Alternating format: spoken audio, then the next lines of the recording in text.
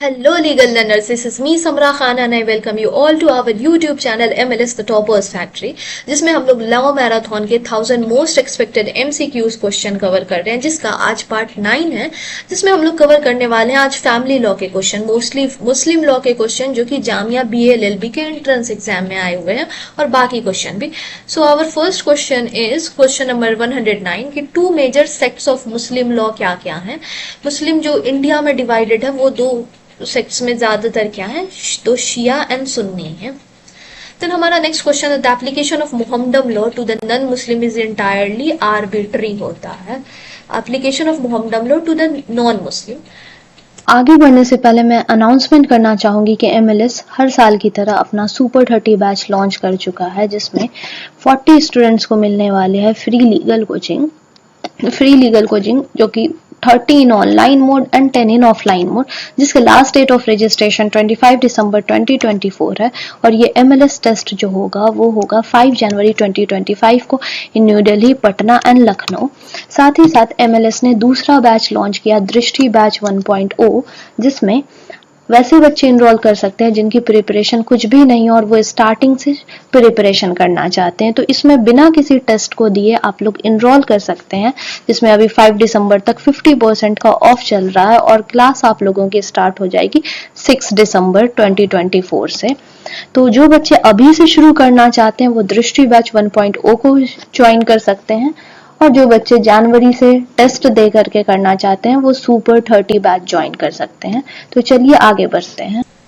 उसके बाद से Muslim law applies to Jamia 2018 का क्वेश्चन है कि कैसे मुस्लिम पे अप्लाई होगी। वैसे मुस्लिम जो कि बर्थ या ओरिजिन से मुस्लिम है, या वैसे भी जो कि रिलीजन या कन्वर्जन मतलब कि कन्वर्ट करके इस्लाम कबूल करके अब जाके मुस्लिम बने हैं, तो किसके मुस्लिम लॉ अप्लाई होगा।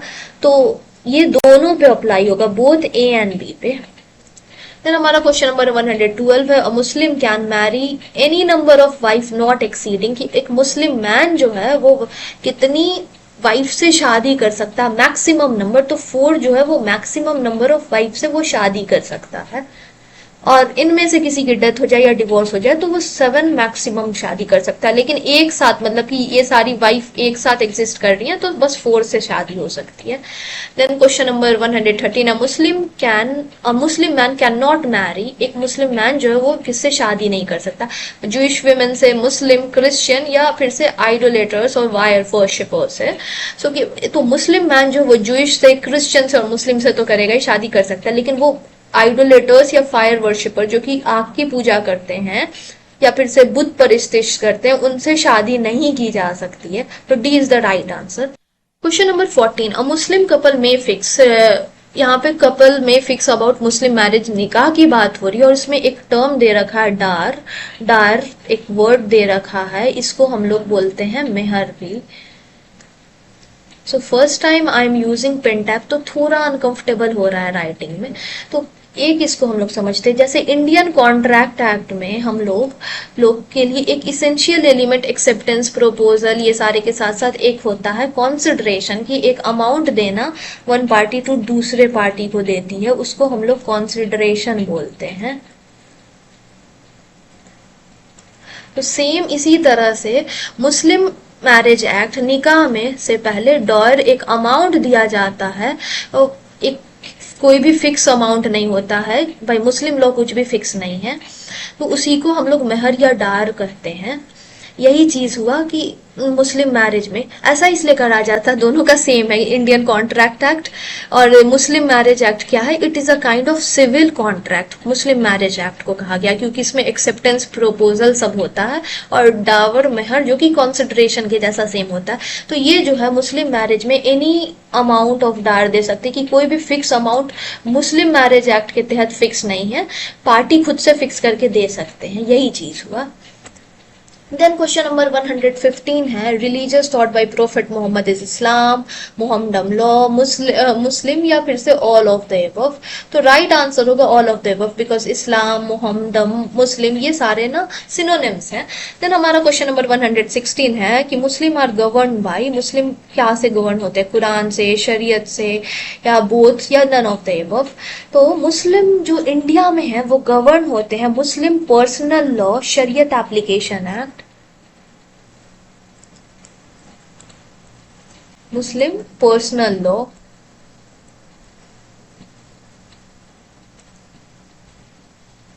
Law Application Act,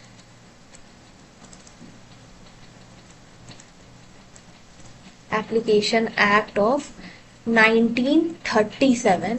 इसी के तहत शरीयत लॉ के तहत मुस्लिम इंडिया में गवर्न होते हैं। Then the practice of triple talaq was held unconstitutional by the Supreme Court in which case? तो मुस्लिम लॉ में का जो practicing of triple talaq, तलाक बिद्दत था, उसको अनकॉन्स्टिट्यूशनल डिक्लेयर किया गया था by Shayara Bano versus union of India के केस से।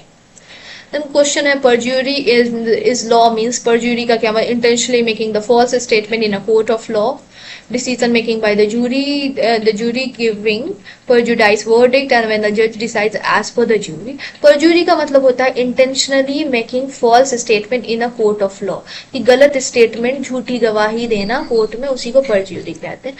तो क्वेश्चन नंबर 119 है property made by of the Hindu female according to the Hindu succession act of 1956 held, कि एक फीमेल को जो प्रॉपर्टी मिलती है, एंसेस्ट्रल प्रॉपर्टी मिलती है, उसको क्या कहा, उसकी प्रॉपर्टी पे उसका कैसा राइट होता है? तो उस पे उसका एब्सोल्यूट राइट होता है।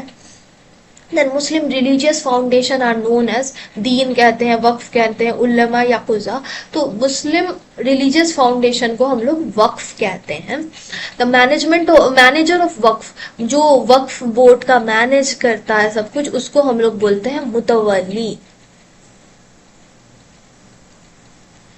उसके बाद से है टेस्टामेंट क्या होता है? डिस्पोजिशन, सैलिड और डॉक्यूमेंट या विल क्या होता है? तो डॉक्यूमेंट भी नहीं होगा, टेस्टामेंट जो होता है वो विल होता है, जिसको हम लोग वसीयत भी कहते हैं।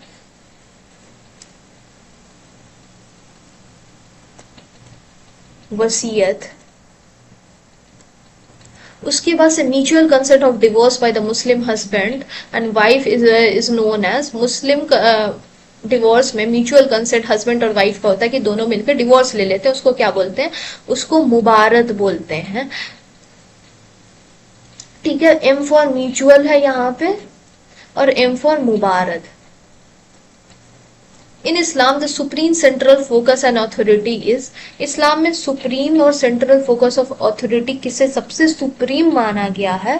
सो अल्लाह को सबसे सुप्रीम माना गया है। What is the most populous Muslim country in the world? Indonesia सबसे most populous Muslim country in the world है। उसके बाद से इस्लाम का क्या मतलब होता है? Those who follow Muhammad, surrender to God, recitation या son of Allah। So the right answer is surrender to God। Then what is Sharia या what is Shariat कहते हैं? A religious school, a native dance, a style of calligraphy or a form of Muslim law। So the right answer is a form of Muslim law, Shariat कहते हैं।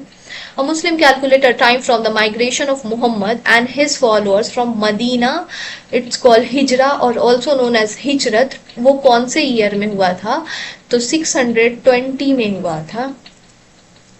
What is the one of the more what is not one of the 5 pillar of Islam? Prayer 5 times, profess Allah as only God, make a pilgrimage to Makkah, read Quran every day or give alms to the poor। कौन सा जो है वो इस्लाम का pillar नहीं है, तो give alms to the poor नहीं होगा।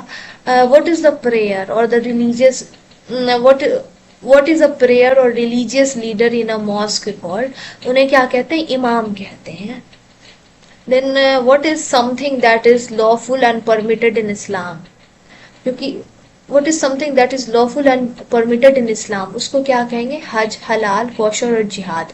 हलाल कहते हैं जो चीज परमिटेड हो इस्लाम में, और जो चीज परमिटेड नहीं है इस्लाम में उसे हम लोग हराम कहते हैं।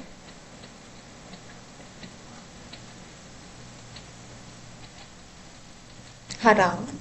Then Quran acknowledge which prophet from Judaism and Christianity? Abraham, Adam, Jesus or all of the above? So the right answer is here is answer D, all of the above। What is the holy month of fasting in Muslim is called? सब जानते हैं, Ramadan is the holy month of fasting. Which area of the science did Muslim contribute in the world?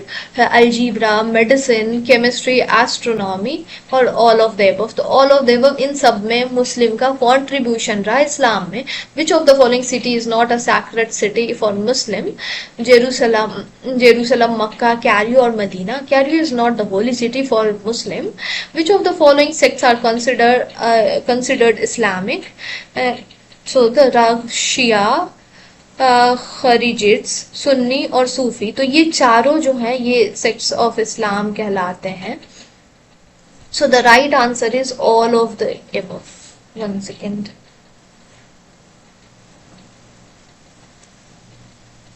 Right answer is all of the above. Who is the founder of Ottoman Empire? Turks is known as the founder of Ottoman Empire.